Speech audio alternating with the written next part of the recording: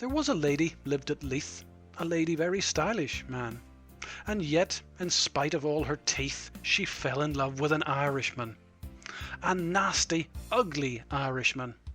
A wild, tremendous Irishman.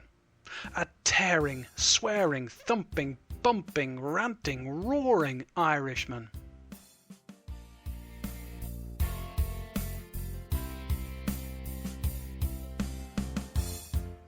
His face was no ways beautiful, for with small-pox 'twas scarr'd across, and the shoulders of the ugly dog were almost double a yard across. Oh, the lump of an Irishman, the whiskey-devouring Irishman, the great he-rogue with his wonderful brogue, the fighting, rioting Irishman.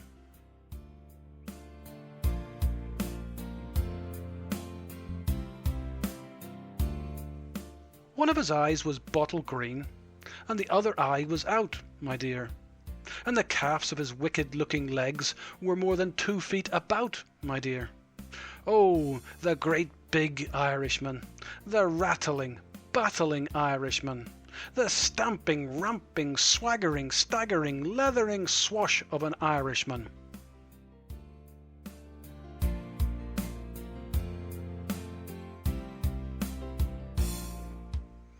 He took so much of Lundy foot that he used to snort and snuffle and in the shape and size of the fellow's neck was as bad as the neck of a buffalo.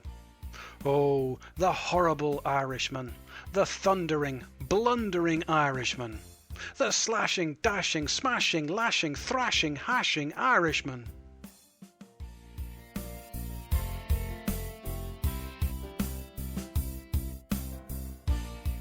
His name was a terrible name indeed, being Timothy Thaddy Mulligan, and whenever he emptied his tumbler of punch, he'd not rest until he'd filled it full again.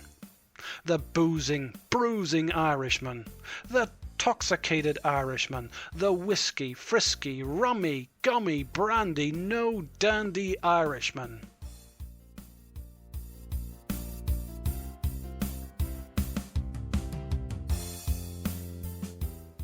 This was the lad that the lady loved, like all the girls of quality, and he broke the skulls of the men of Leith just by the way of jollity.